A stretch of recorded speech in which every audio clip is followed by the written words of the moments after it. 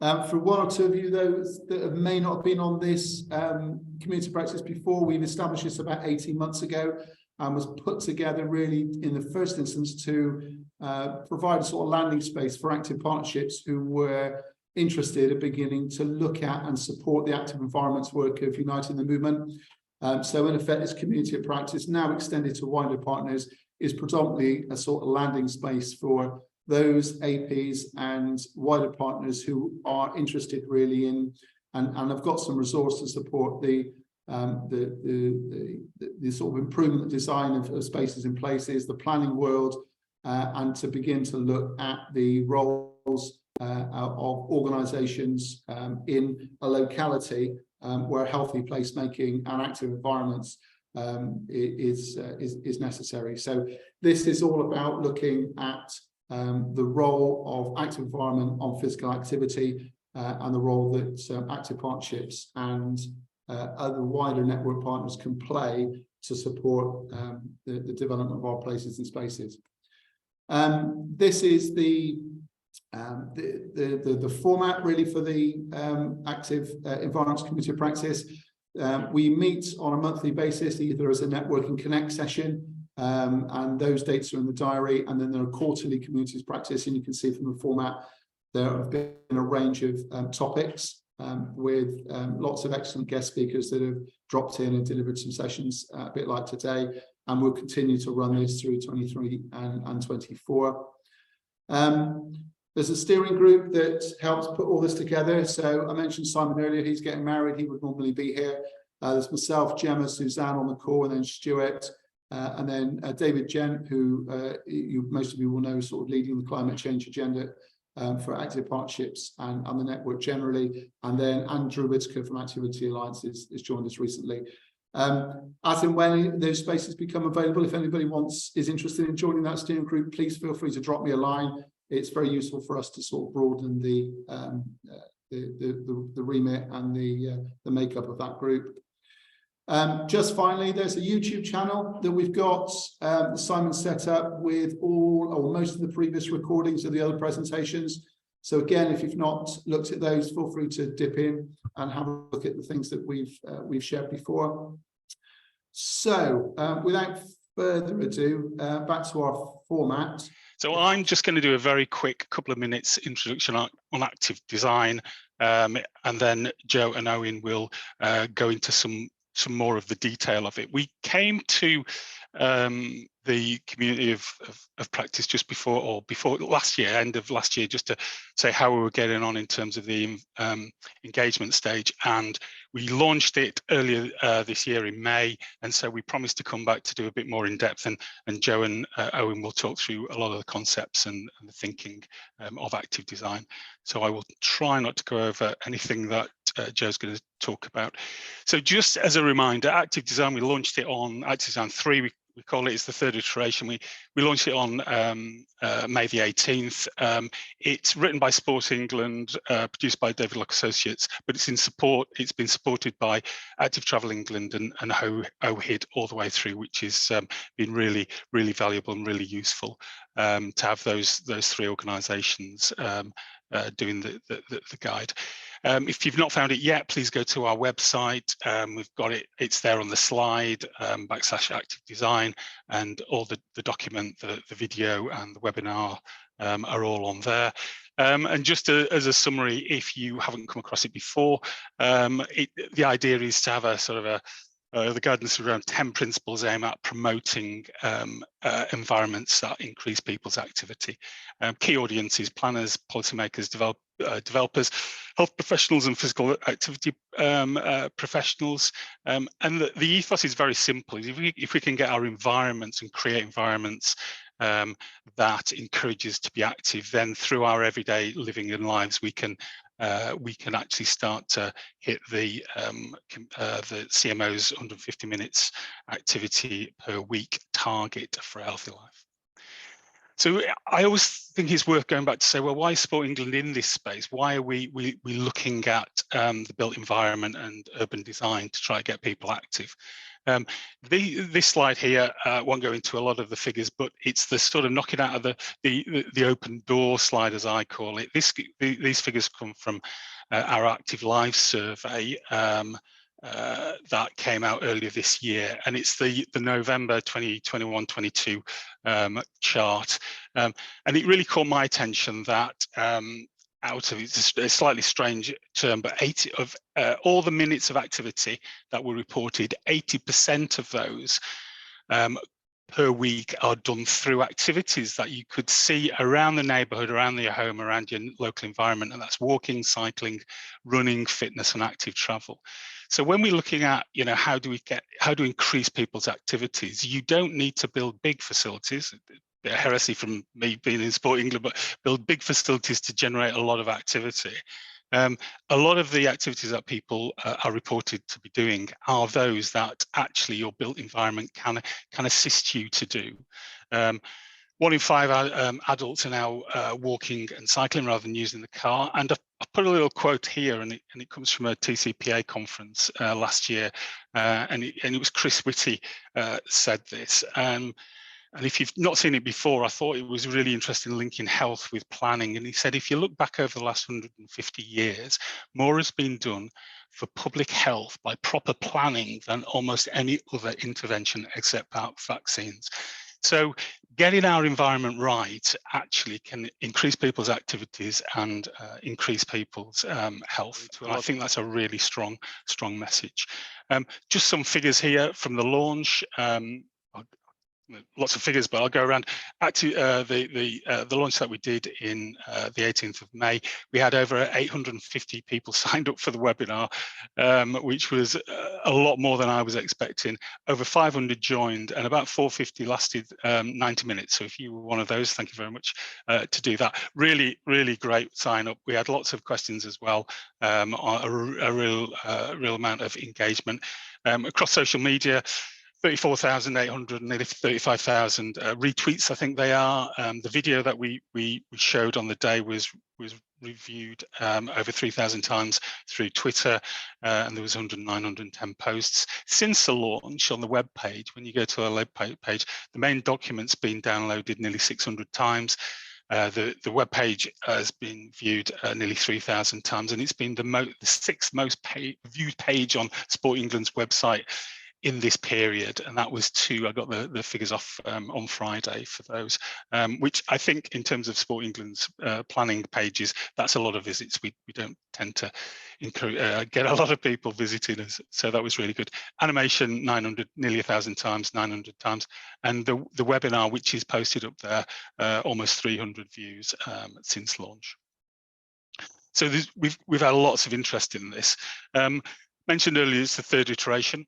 So what's changed from 2015 to 2023? And I promise won't spoil Joe and Owen's thunder with this. I'll just quickly go over the highlights. Activity for all, that central blue circle in the centre, has become a founding principle and wraps around everything we talk about in active design. Really important.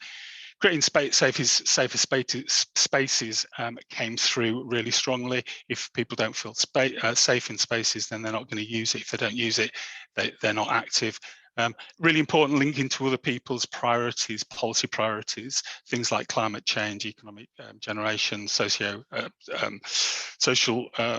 inclusion, tackling inequalities, biodiversity. Active design can help with other agendas. We've tried to make it more easily understood. We've tried to show what we mean in practice, and one of the key things that came through is have continuity with active design too. Don't throw everything out and start again. So we've kept 10 principles, we've tweaked them and changed them, slightly changed the name. The key thing is the active environment's being the wrapper around it and bringing it out as fundamental. You need to get that right in order to create active spaces. And that was a quick wrap up, really. Just to introduce this, Joe and Owen from DLA have been great writing and producing active design with Sport England, AT and OHID. And today they're going to go into a little bit of a deeper dive of Active Design 3. They're not, I think, I'm looking at Joe and Owen, but I think they're not going to go through page by page, but they're going to go into the concepts, the thinking and the ethos of Active Design, the principles to look at. Morning, everyone. Thanks, Dave. Thanks, Rob, as well for the introduction. I think, despite Rob saying I'm gonna try not to run over everything that Joe and Owen are going to discuss, he has jumped across a few of our points, which might make our presentation slightly shorter, which is probably good given time and everything else. So Owen's in charge of the screen. So if you hear me saying next slide, that's at Owen. But Owen, make a start. Right. So firstly, I'll just give a little bit of background about DLA and David Locke Associates. So I'm Joseph Carr. I'm a town planner by trade. I've got Owen Reading on the call with me today, who's an urban designer by trade. I've been involved in working with Sport England for pretty much the last 10 years on various iterations. Firstly, of the iteration of active design that Rob mentioned back in 2015, but then also on Sport England's Planning for Sport principles, on the Sport England's Making a Plan and Application Guide, and other work streams over the last decade. We've also been involved quite closely with the TCPA as well. We worked on the NHS Putting Health into Place guidance alongside the TCPA, providing expert input to that. We have also done some work recently with the Local Government Association, looking at how strategic sites are best delivered. So that's large scale development, taking account of some of our expertise in that front. I think it's probably important to say at this stage is this is one of many work streams that goes across the practice at DLA. We're a practice of about 55 staff with a mix of planners, urban designers, communication and mapping experts, graphics experts, etc. We do a lot of different varied work. We probably specialise in strategic scale development, so large scale development, but we also do work for on town centre regeneration, master plans, small scale development, commercial work, clients such as AXA and BMW, looking at logistics facilities and other industrial facilities as well. So we've got a real wide range of experience, and something that we try and bring to the table in our work with Sport England and other public sector partners is really that combination of trying to see great places be delivered, but also an understanding of how the commercial sector works and how things are delivered in practice. So Owen, if you want to click across to the next slide, which I will go through very, very quickly because Rob has spoke a little bit about this already. But in 2022, we were approached again by Sport England as part of the Active Environments Framework panel to review and update active design for the third time. So at this stage, it was quite clear after very early conversations that it was going to be a little bit different active design this time around. And as Rob mentioned, the Office for Health Improvement and Disparities and Active Travel England have been part of the core project team on active design. So previously in 2015, Public Health England supported the guide, but they had a little bit of a backseat role. They reviewed final drafts and were involved in the last bit, I suppose, iteration prior to publication, but they weren't really part of the real core project team. In this case, OHID and Active Travel England have been much more front and centre, and that has enabled us to take a little bit of a wider view with active design and bring in a little bit more expertise than what was there previously.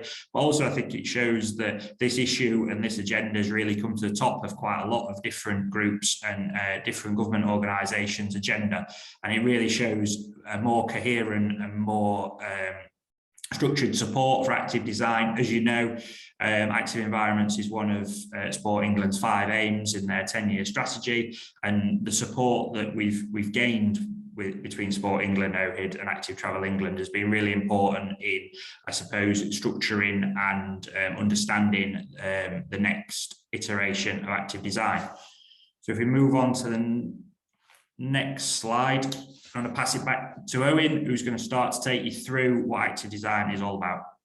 Thanks, Joe. Yeah, so I think this is just sort of a run through of how we've constructed active design and really what it is as a concept. So I think we'll start with what we should be aiming for, which I imagine that a lot of you are very familiar with. So these are the Chief Medical Officer's activity guidelines for good health. So most adults achieving at least 150 minutes moderately intensive physical activity every week. Better if it's more. And obviously, an active environment is one that that facilitates and encourages this. So, as Rob's pointed out, and as we all know, a built environment has a huge effect on our daily choices and opportunities. And I suppose it might all seem quite abstract, but it's actually, if you start to look at it from the point of view of design, it's quite easy to identify the core themes of good design that are needed through some examples. So I'll take you through a couple. A few examples which show sort of bad and good, and the impact that those design decisions will have on people's access and opportunity for physical activity. So let's start with a street. So this is an example taken from a fairly new place. It's been delivered in the last 5 years. But if we start looking at it from the point of view of someone who is a street, so point of view of someone walking, cycling, or wanting to get about in an active way. This isn't a difficult exercise, really. It's mostly about thinking about the space from the point of view of a range of users. So let's start. So we've got a street layout which is fairly inefficient in terms of its allocation of space, and the way that the houses are fronting onto it, and the way that curbs are dropped. And what this means is it encourages people to park blocking the pavements. So no good if you've got a pushchair or you're in a wheelchair and you want to get past this car on the pavement. And that's down to the street design as well as inconsiderate parking, but the street design can design that out. So then we've got a series of walls and edges to these buildings that have no overlooking on the street. So if it's nighttime, or if it's quiet out, then this street may not feel quite as safe as it could do, which is not going to encourage people to go walking down it on those sort of in those sort of conditions. So you're more likely to jump in the car, which sort of builds habits. Obviously, there's no cycling provision. There's no dedicated cycling provision on this street. You've got to join the street. There's not even any indication that this is a primarily residential street. It's very highways dominated.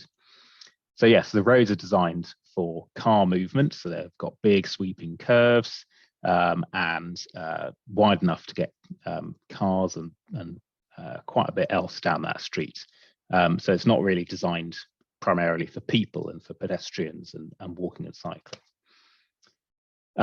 You've got a very large junction there, really quite over-spec'd for what it is in a residential street, and that's very difficult to cross. So just, when you get to the crossing as a pedestrian, you've got to look many different directions, and the cars are encouraged to go around that quite quickly due to the design, the sort of the radius on that.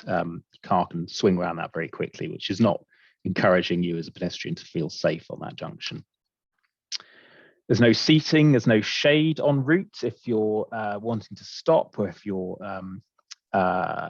if that's what you need en route. So it's not exactly encouraging you to get out and about, and particularly as climate change changes the weather patterns, we're going to have more extreme weather. We need to make sure the public realm is adapted for those sort of conditions. You've got various bits of landscape here, which I don't really have any particular clear function. They certainly don't contribute towards the use of the street and the quality of the street. You've got high boundary walls facing the street, so blocking off the street, and there's no visual interest. And it's a minor thing, but it is something that's important in streets. Is that streets that have got lots of visual interest down them, and they've got lots of change along them, feel shorter. And there's been a number of studies on this, but they feel shorter to walk down. If it's a long, very monotonous street, people mentally feel that it's a much longer street to walk down, and they're much less likely to do it. We've got a lack of maintenance of the landscape. Who's responsible for these bits? Is it private house? Is it adopted? And what this means is that this planting will either die, so it's not particularly pleasant on the street, or it'll get very overgrown and start blocking footpaths. And so that means that people have to come out and maintain it. And that adds to costs, which means that the higher quality landscape is never approved because people want to add costs. So, and then we've got a low quality materials. So this is increased maintenance burden. So these streets will start to break up over time. And that means that the Highways Authority will, as maintaining the street, will concentrate on the road. They won't concentrate on the pavement. And that will start to cause a breakdown in the function and the quality of the space over time. So if we move on to a different example, so this is more recent, but not that much more recent, showing a sort of a better design approach, and we'll go through it from the point of view of being more physically active, and getting out and about. So we've got an overlooked street space, so all of the street has houses looking out onto it. So this feels this would feel much safer at night and when it's quiet, because there's houses with windows overlooking it. There's level access, so there's no issues with dropped curbs, so the pavements and footways and cycleways are level across, so that definitely encourages people to use them. The spaces are all defined very clearly. So there's a space for vehicles, there's a space for active travel, and there's no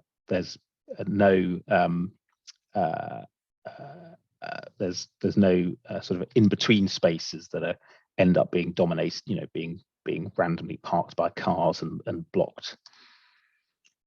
You've got junctions here, which have got very clear active travel priorities. So you've got a main street and you've got side streets. So you've got a continuous footway across, which means that it's very clear that pedestrians and cyclists are prioritized at that junction and cars have to wait. That, although there's been a recent change in the highway code, which prioritizes pedestrians and cyclists at side streets, unless that's supported by physical design of streets, it's much more difficult to enforce, and it's much more difficult for drivers to take note of.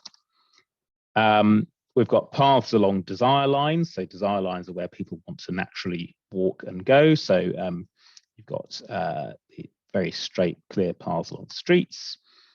There's no clutter. There's no boxes blocking paths. You've got no random lamp posts in the middle of paths. You've got no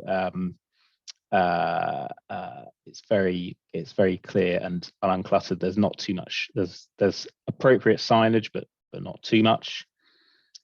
The vehicle speed is particularly at junctions, which I think is the really important bit, is low through the design. And actually, although this photo doesn't make it very clear, the carriageway is narrowed, and you've got you've got paving in the center of the street, which slows people down at junctions. You've got planting as part of the street. You've got street trees, which as they grow over time are going to provide much more shade and a much better quality of environment for pedestrians. Certainly it provides that separation from vehicles. All of the homes have very convenient bike storage, so very accessible, more accessible than the car. There's parking integrated, so all the homes have enough parking, but it's not dominant. So you don't end up with cars randomly abandoned on streets.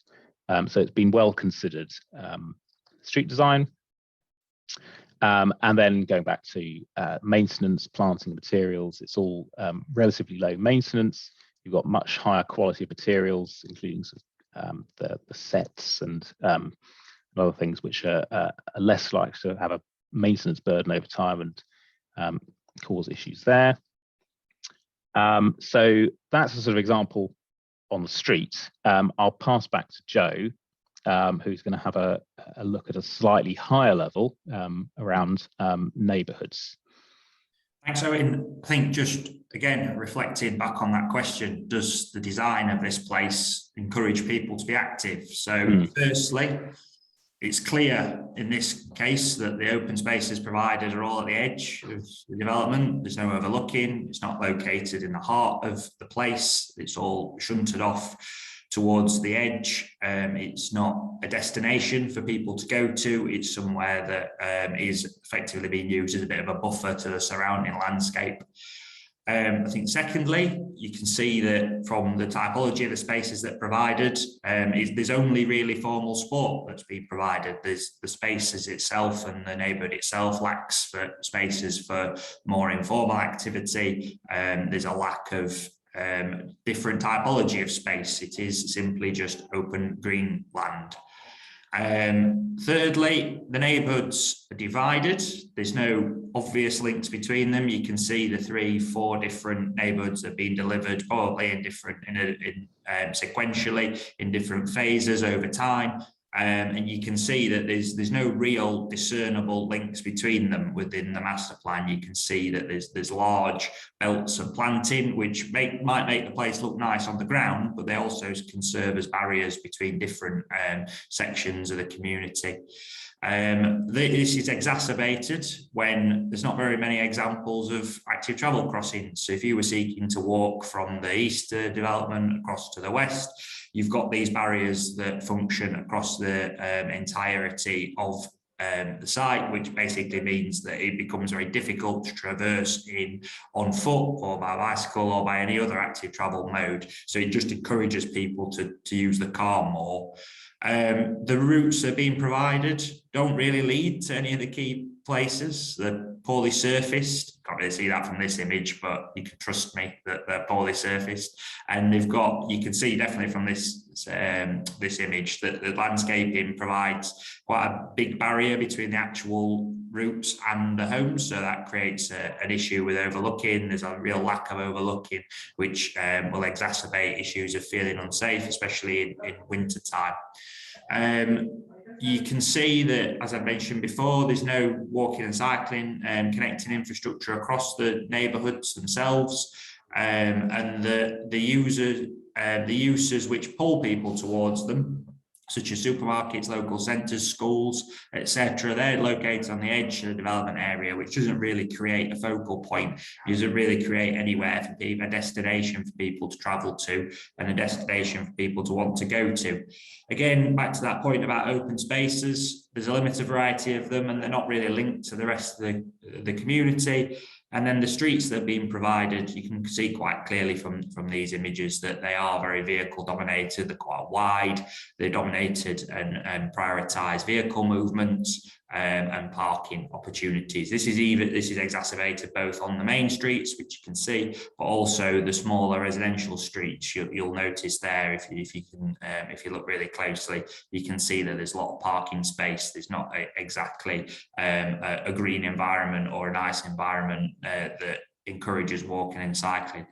There's no community space provided in the newest estate, which you can see on the far right of the image, and that relies on people moving into the other areas of the neighbourhood. But as we've kind of gone through as part of this discussion, there is very limited opportunity to move across to those other areas of the neighbourhood via active travel modes.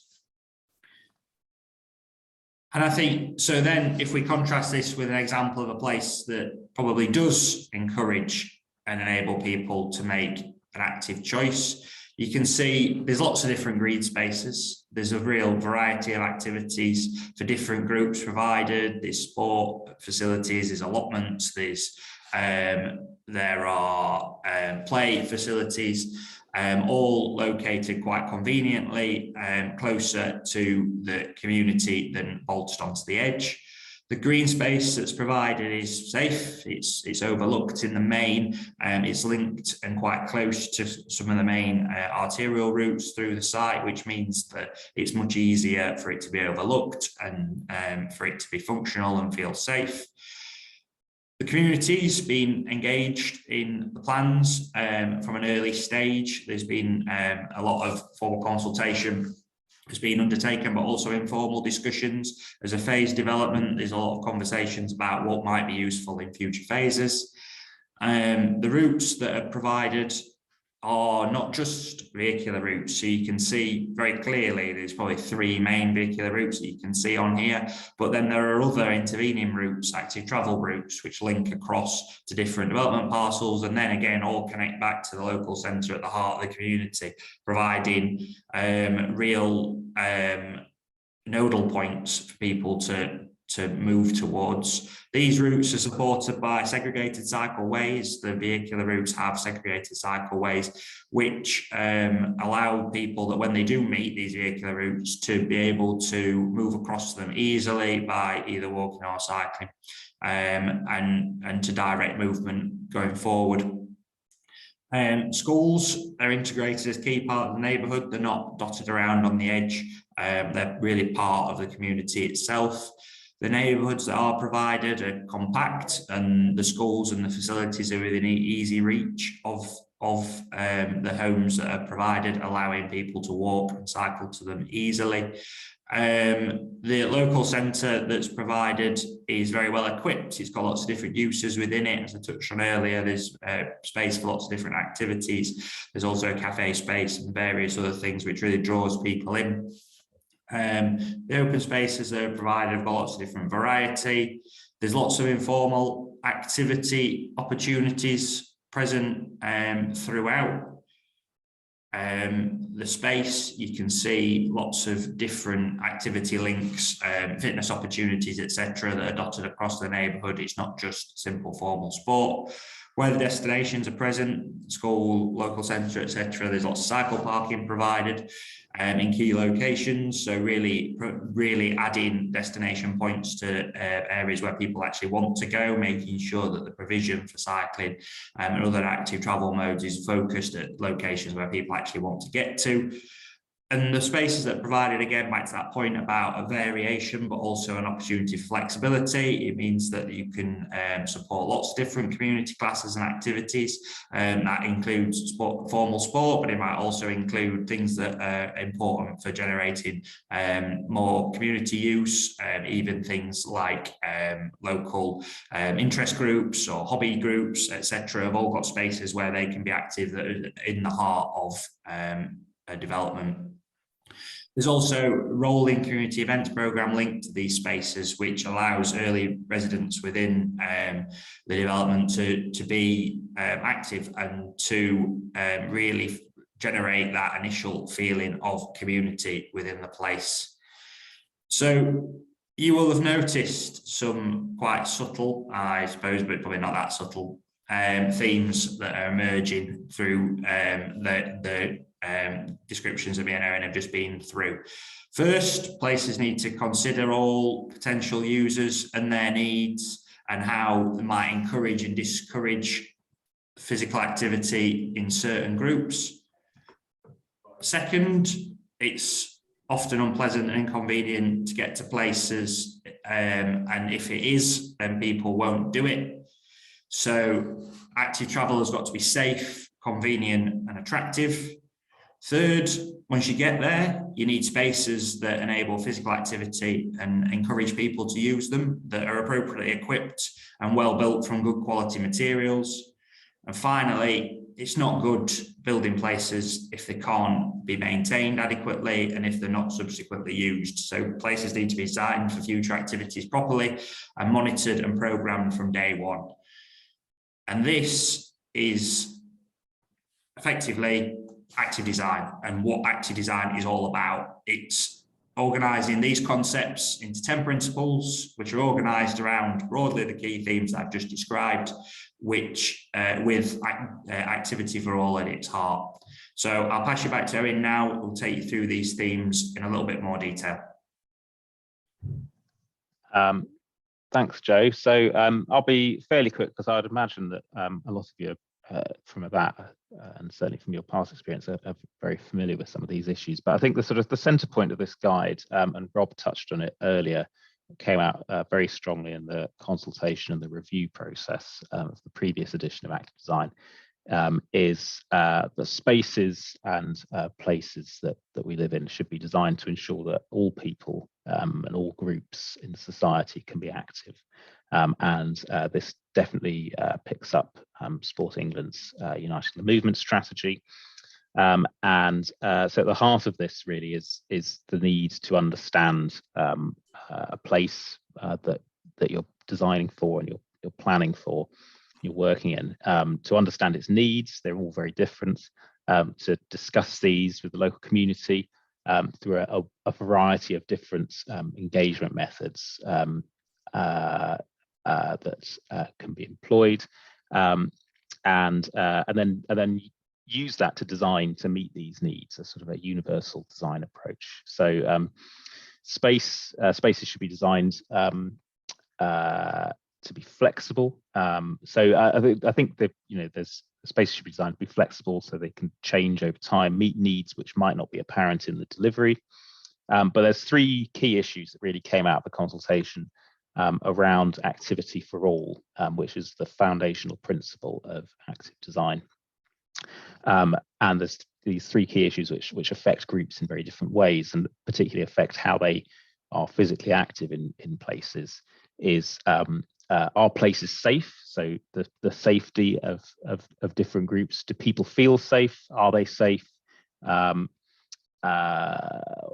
Then how are spaces used, experienced, and shared? So that's really the lived experience of different groups and how they share spaces. So, for example, how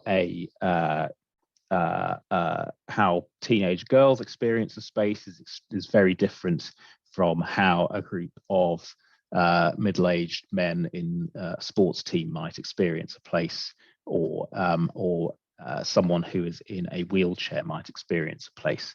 So how spaces are used, experienced, and shared, and that sort of design empathy for those groups is really important. And finally, what activities are possible?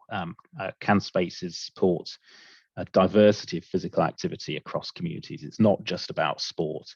It's about physical activity throughout people's lifespans and across a broad cross section of society. So making sure that spaces are can be adapted and can support a diverse range of activities and movement. So the first theme that we went through, and there's clearly a big focus on this because it's as Rob says, this is a really important part of where people are physically active. So it's concentrating on promoting and supporting active travel, walking, cycling, wheeling, and various other means. So it's really looking at the creation of places that are easy to get around using active travel. So that is making sure that places are walkable, so your communities are walkable, that you have a connected network of active travel routes that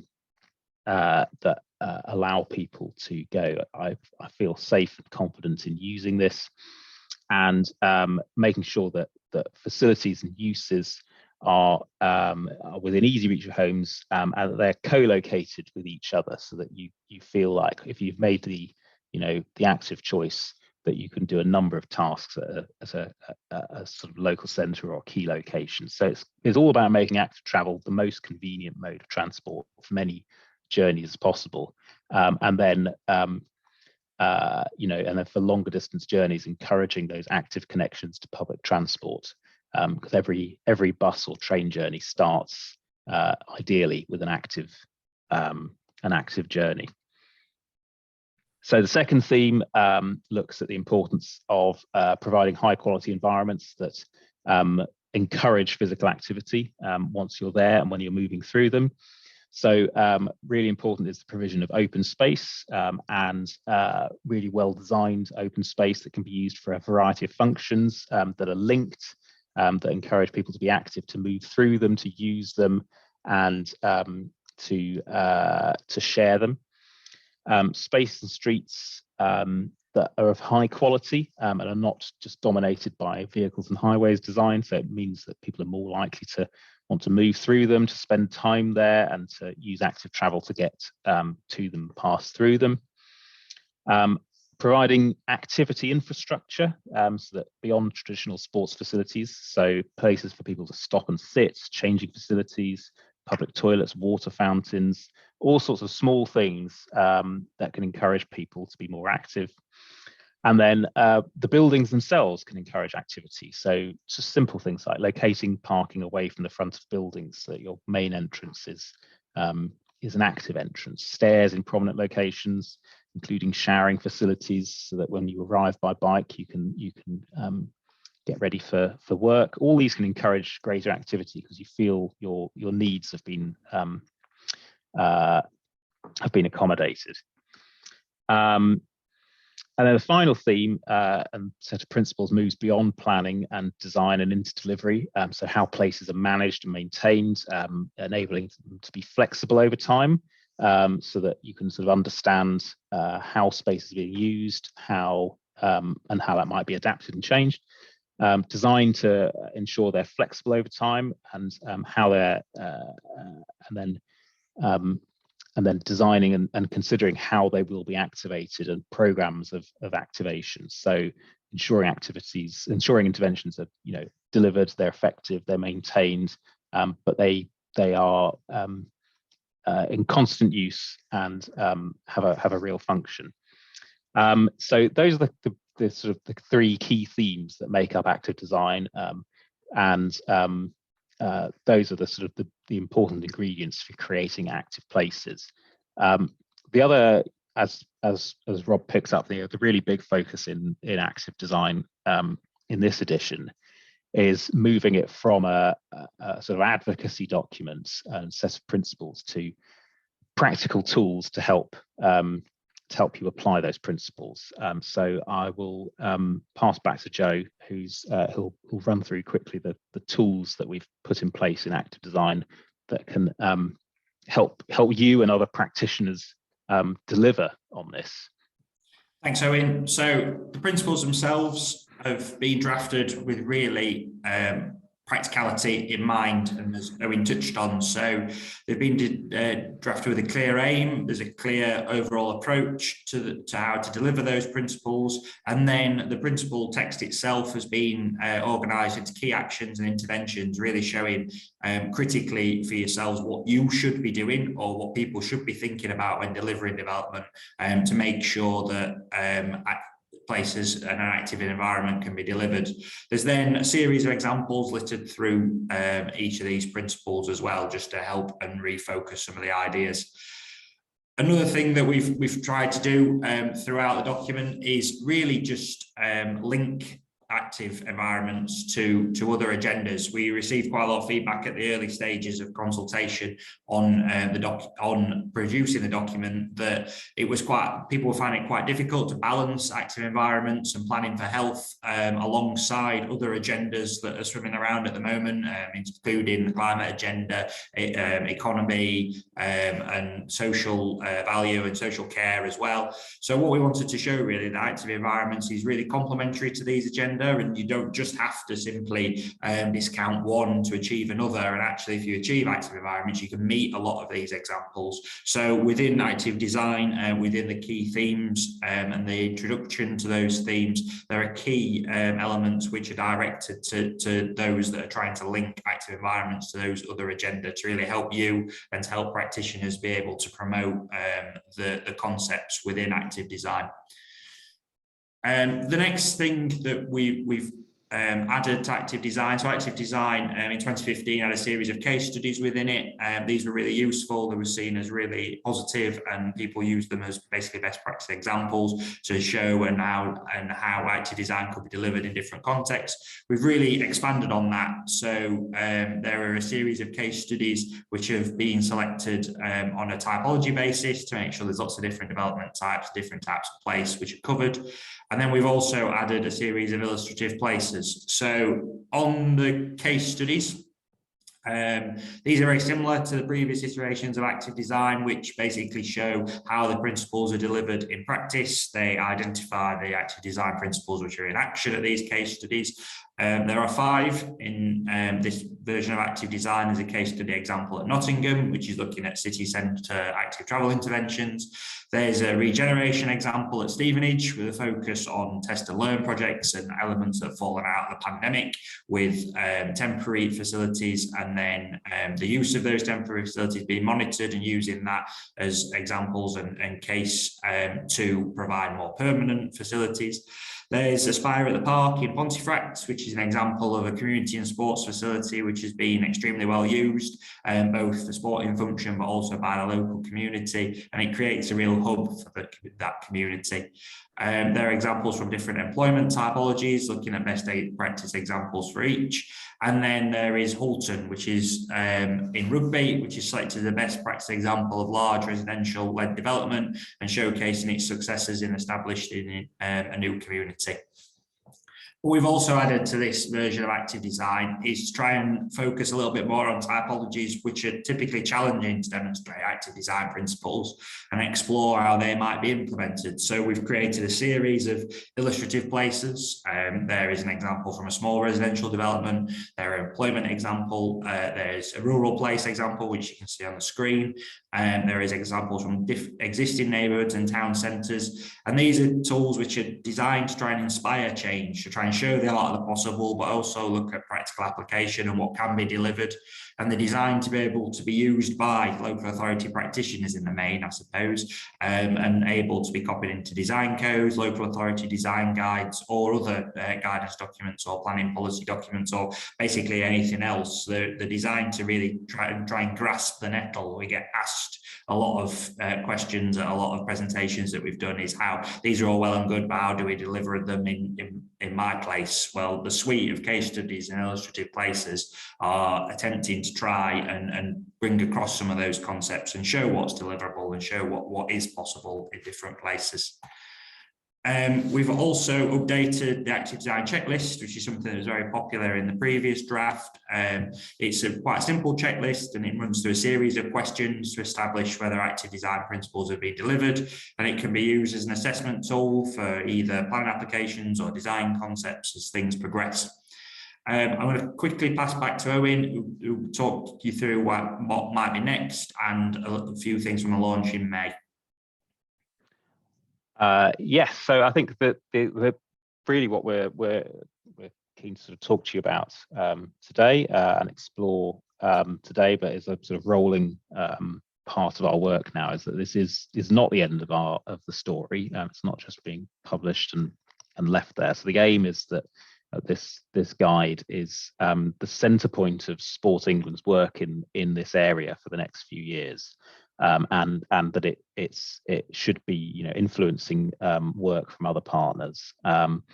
And so the idea is that obviously we're going to be filling out that library of case studies, more illustrative places as the needs arise, but also looking at more sort of topic specific guidance focused on different stakeholders such as planners, health professionals, transport planners, councillors, community groups, developers, and others. And I think it's also not just guidance that we're keen to understand. We're keen to understand across the range of areas that you guys work in. So, for example, training and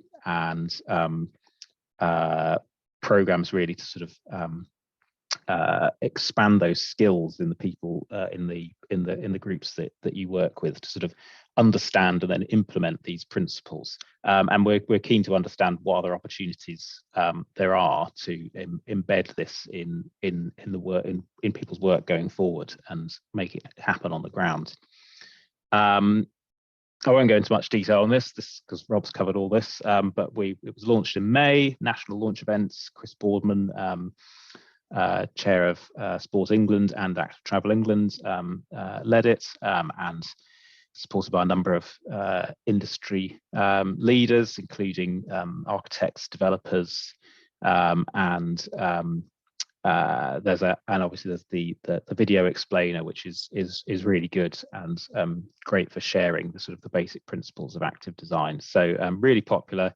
Got more people registered and viewed than the government's National Design Guide and Model Design Code webinar launches that I went to. So I think that's clearly there's a lot of interest in this. So I think that is it for us in terms of running through the updates to active design, the sort of the basics of what it is and how to think about it, and how the built environment can really affect how people move and get about and access physical activity. And it's very much broader than just sports. There's a lot about there's a lot more than that.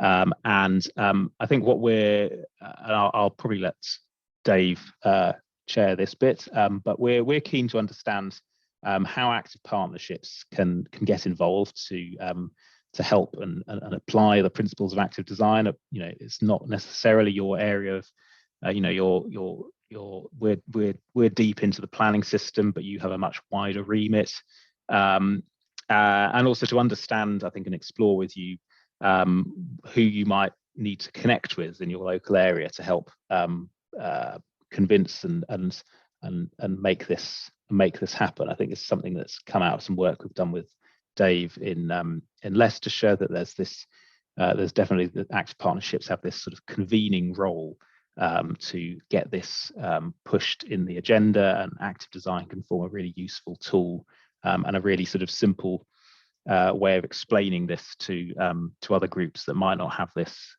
as a priority. Hi, I'm Kelly. I work at Greater Sport in Greater Manchester as the strategic lead for healthy and active places. I'm a qualified architect who's worked across the UK in lots of different sectors with a practice called Hawkins Brown, who are a really good practice of architects, urban designers and interior designers, and also a really good mix of kind of commerciality, creativity and community, which has given me quite a balanced portfolio and experience from small faith-based special education needs schools through to kind of £1 billion residential-led neighbourhoods.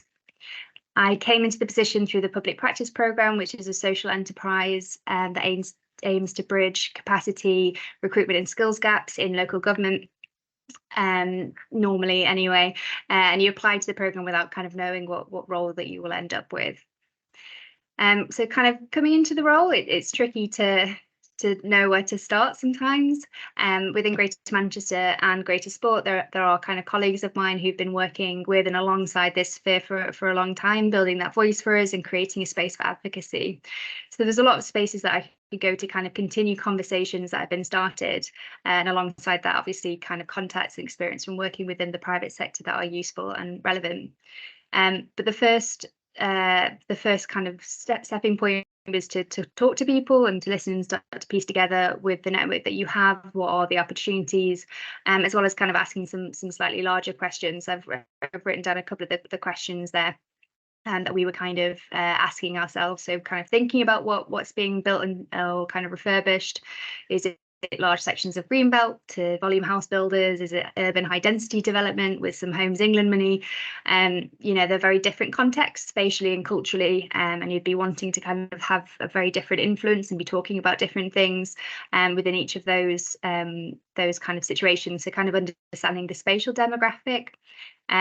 And of course, within those questions and the context of what's happening, also kind of understanding what conversations can I have with the experience, the vantage point and the role that I have, what can I be talking about with legitimacy, really. And through that kind of questioning, we landed on these 5 focuses to try and kind of codify and understand what we were doing with the overarching role of leading, supporting and connecting. So I'll talk through each of these kind of individually and give a couple of examples of what that might look like.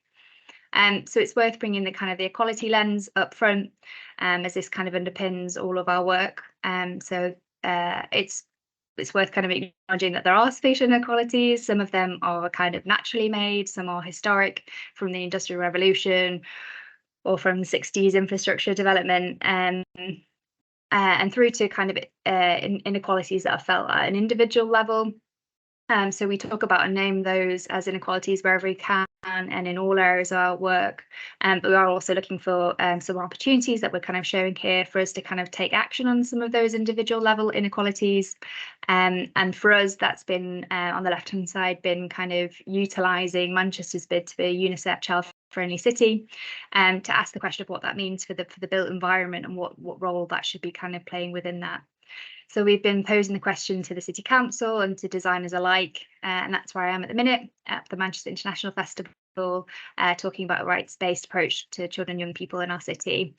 So there we're kind of really growing the advocacy of child-friendly design within the city. Then kind of moving across, we've got women and girls. So there we have our a project called Rights to the Streets, which uses Safer Streets funding to take a systems approach to women and girls being welcome to inhabit and be active on our streets, which is a hugely exciting piece of work that's been in the pipeline for a long time. And that involves kind of providing active bystander training, it's media campaigns, organisations, and a tool we'll kind of come to a little bit later. And in that project, we're kind of leading that alongside our partners, and we're kind of utilising that project for the impact that it has in that place, of course, but also, you know, making sure that we're talking about that across the city region. And then moving through the life course to the right hand side, we are thinking about the spatial inequalities that older adults experience. So we're connected into the GM Aging Club, who have a really kind of sophisticated steering group that explores aging in place, and linking that into the design quality of that place. And we've been supporting that group in producing a design note that spells out to developers and designers what that means in practice, quite specifically, and that's out for consultation at the moment, and will hopefully be part of the guidance landscape of Greater Manchester in one way or another in October, subject to some debate. And then so moving on to culture. There's a lot to talk about in culture, obviously, but broadly we think about this as a spectrum from building awareness, so thinking about what our culture is telling us in our imagery and language and beyond, so that ranges from kind of going, we've done some guest tutoring at universities with the architecture students. That's looking at our own imagery and how we're telling the story of active environments beyond traditional sporting facilities. And then kind of moving across that spectrum, it's about kind of integrating health, activity and places, and through into kind of building leadership. An example of that kind of building leadership is our little kind of community of practice that we convene with designers and engineers. So here we are in one of our spaces in Manchester City Centre that was designed by the group, really talking about what worked and what didn't, and finding kind of opportunities to support each other and to kind of you know, have people talk about active design within the kind of the design process. Moving into policy guidance and tools. So some of this is kind of naturally opportunistic in terms of what's coming up locally and nationally and what you can comment on, such as the Streets for All guidance, which talks about what our streets should be like in Greater Manchester, through to the design for Department for Education School Design Code, and then kind of local stuff on the left-hand side, which is our the example there is the Traffic Design Code.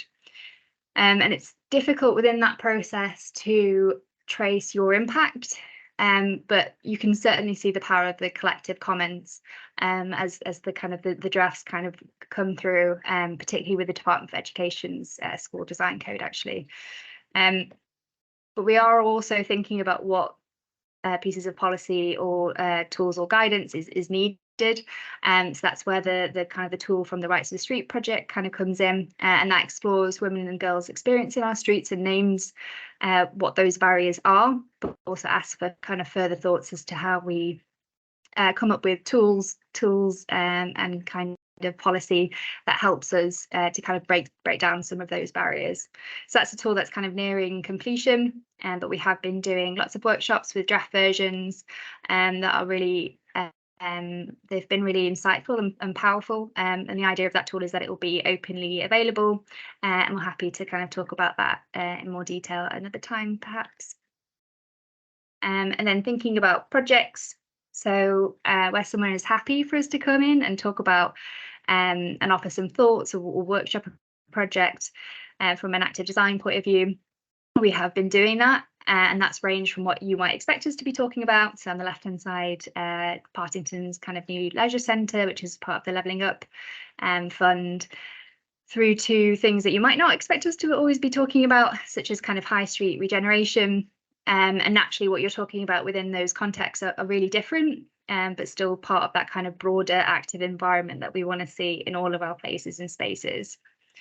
And we do that because it's a relatively early win within the process. So kind of creating active environments for all is a really long-term vision, and something where there are spades in the ground in the next year is an early win. And hopefully we can learn and adapt as we go through that, either from the approach that we take or in the product of that engagement. So ultimately to try to kind of provide precedent to the systems and to kind of shift culture in and of itself. And then finally, our systems and processes. So we do think about how our other areas of work affect the systems and the conditions that need to be in place for us to kind of shift something a little. And obviously that's hugely complex and takes a great deal of trust to be built. But we've been making a bit of a start. How we find we're making a bit of a start. So we've been exploring how we comment on planning applications through statutory means. So thinking about how we convene some of the statutory consultees, such as Sport England and such as kind of active travel, with the idea that we kind of provide a united front in our shared mission in the kind of the consultation process, which will hopefully kind of ease a little bit of pressure on the planning system in and of itself. And we're also thinking about how we bring other kind of DCMS consultees into that process where appropriate. So it's still very much in its infancy, this kind of idea of trying to kind of convene some of the consultees. And it has been a little bit tricky, and particularly how you take such a complex kind of documents such as active design and kind of get it to work with the processes that we have in place. But we're thinking and trying to work out what that looks like. And then we've also been doing some stuff that's more on the ground, so supporting TFGM's active neighbourhoods in Rochdale. Louise, my colleague with a walking, wheeling, cycling focus, has been supporting how we frame changes to communities.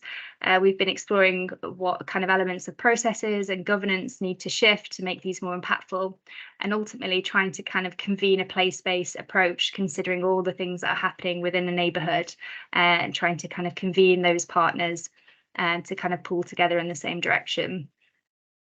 So that's been so that's in the trial kind of process at the moment, kind of currently, but there are some kind of great learnings that are kind of coming out of that, and will kind of continue to come out of that over the next kind of year or so.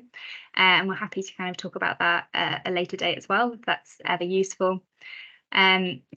So just kind of coming back to those 5 main priorities there, hopefully that kind of gives a little bit of a taster of what active design in practice through an active partnership might look like, and hopefully that's been helpful.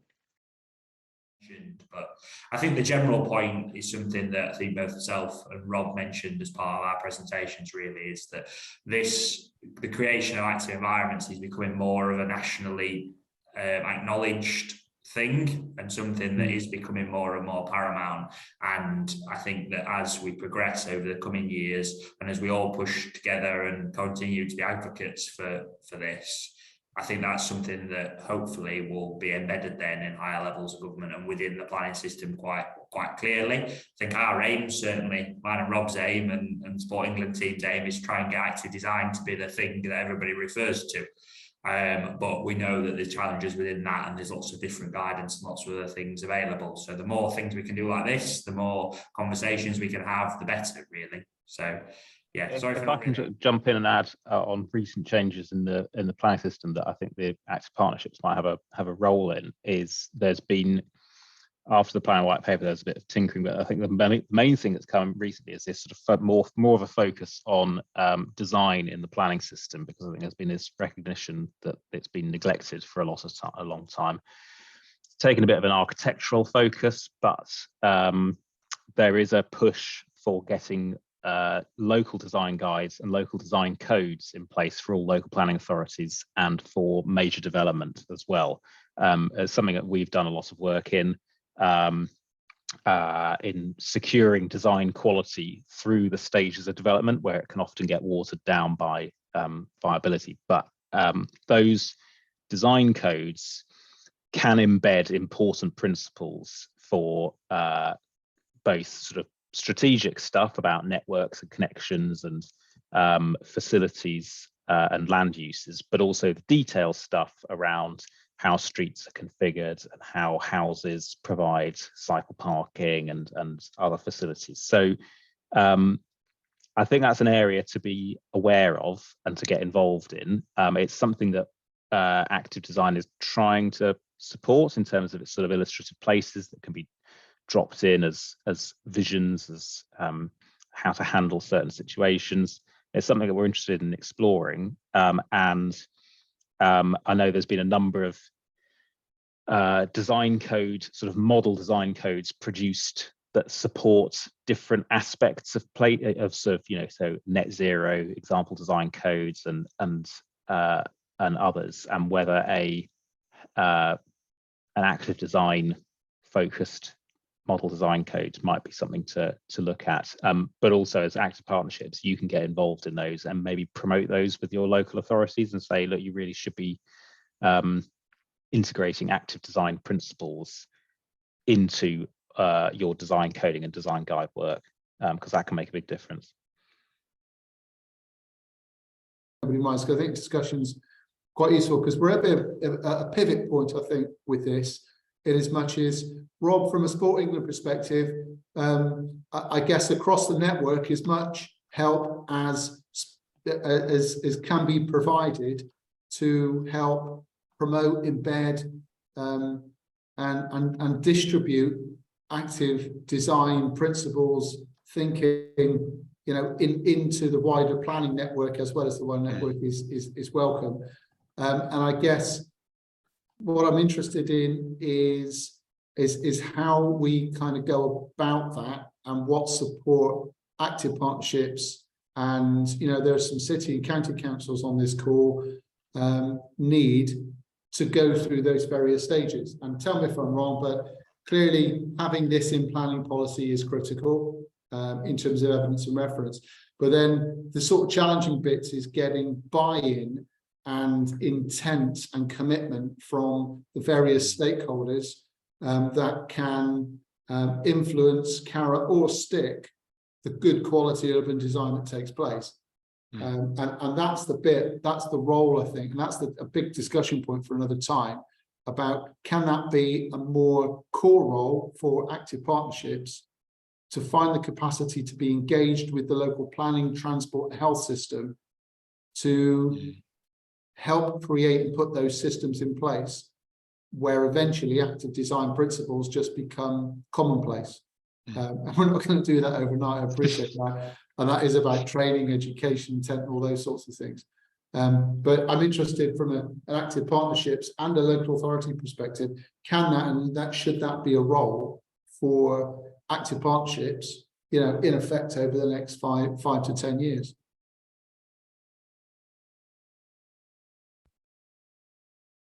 I guess Rob and Joe and Owen. Yeah, well, I can sort of chip in, Dave. Absolutely, I see active partnerships as, you know, having that.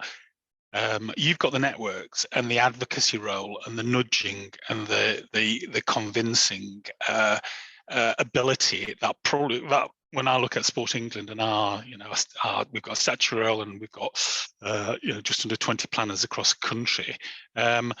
Our planners can't do that role as well as active partnerships can do, and so it's kind of seeing this balance. Everyone's got a different starting point in terms of the knowledge and how comfortable they feel of this.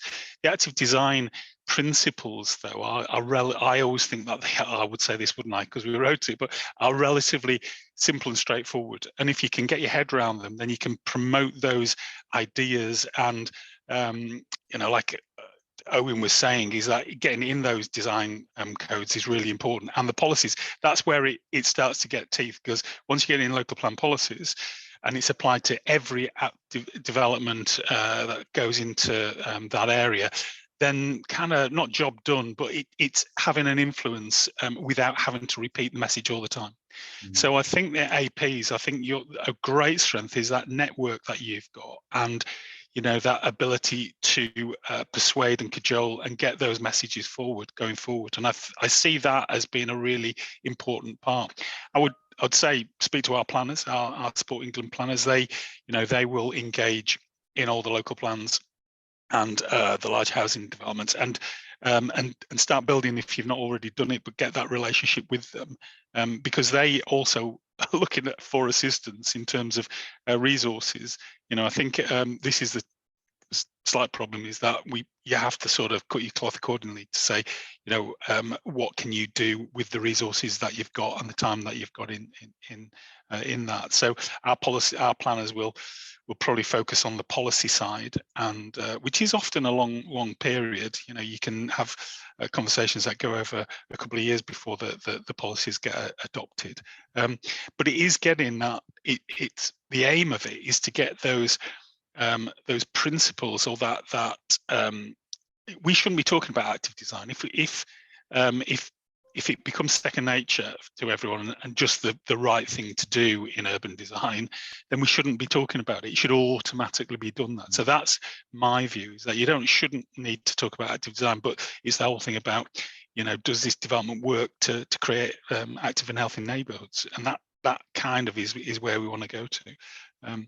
So I think it's building your knowledge as well up on the topic area, and put your toe in the water and try to sort of engage. And I know it can seem a bit sort of a bit of a myriad of processes, the planning section, but just I always bring it back to the individual and think from your personal perspective, would this layout encourage me to be active?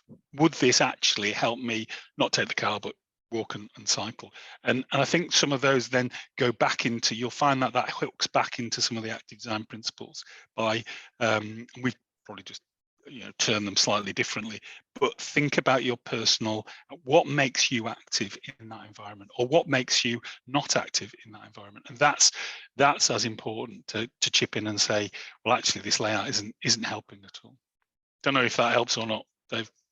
Yeah, no, hugely, Rob, because from both the national launch and the session that Joe and I did at Lilleshall, I think it was about there's almost a knowledge gap, isn't there, and a training gap that's materialised probably over the last 20 years at a local authority level about what good looks like in terms of good quality, healthy urban design. All the things that Owen and Joe pointed out about streets and connectivity and active travel.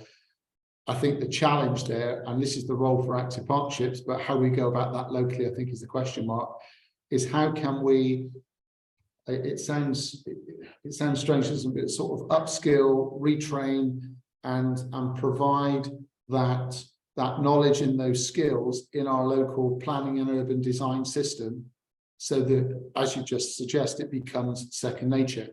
And I'm with you. I think active partnerships with the right support can be in a position to facilitate that, get the planners around the table, the transport planners, the health people, the sort of work that Kelly's sort of doing up in Manchester, and try and make that a sort of core piece of work for as many active partnerships as possible over the next few years. I've got a question, if you don't mind, I guess, for Owen and Joe, but I did notice in Kelly's presentation that there were sort of local Greater Manchester based guidance documents, and whether you see that as something to treat with caution, and actually we just need to start with active design and plan that out, or whether the sort of localized, and we've had this discussion locally, but whether localized design guides are an added additional layer that are unnecessary.